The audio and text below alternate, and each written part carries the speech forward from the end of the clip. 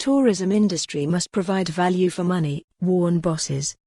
Overseas tourists do not perceive Ireland as a rip-off destination, but tourism bosses warn that the industry must provide value for money to achieve ambitious growth targets. Tourism Ireland aims to increase overseas tourism revenue to €6.54 billion, 13%, and visitor numbers to 12 meters, 7%, by 2022. The marketing body's chief executive Niall Gibbons said perceived value for money had deteriorated, particularly in mainland Europe and to a lesser extent in Britain.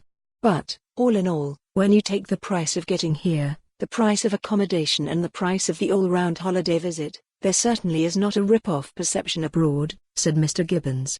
Our watchword today is that the industry has to deliver value for money in the next 3 years, otherwise we won't be able to deliver on the ambitious growth targets that we have set.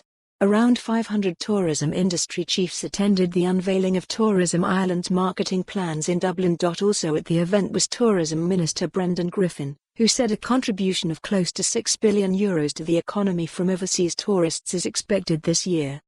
Despite the challenges we have faced this year, we head into 2020 in a relatively strong position, he said. Mr Gibbons, who described Brexit as a key risk, said it would come into sharp focus again next month, the deadline set for Britain's departure from the EU.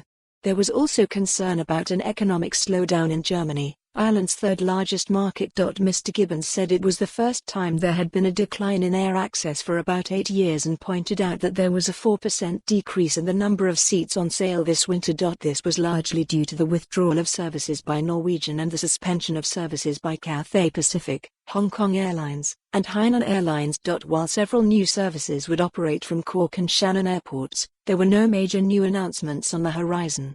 Aer Lingus said they would extend their services to the US next year, but that will compensate for the loss of Norwegian, said Mr Gibbons. Describing the picture as flattish as they headed into next year, Mr Gibbons said the passenger load factor on existing airlines needed to be maximised. From January 2020, Tourism Ireland's Fill Your Heart with Ireland campaign that will feature a range of less visited attractions and locations will be rolled out in more than 20 markets across the world. The campaign aims to connect more emotionally with prospective visitors, promising them that spending time in Ireland will restore their lust for life. Over the next 3 years, the tourism body will redevelop its international website, Ireland.com, that attracted more than 23 meters visits this year. For more on this story, visit the news article link.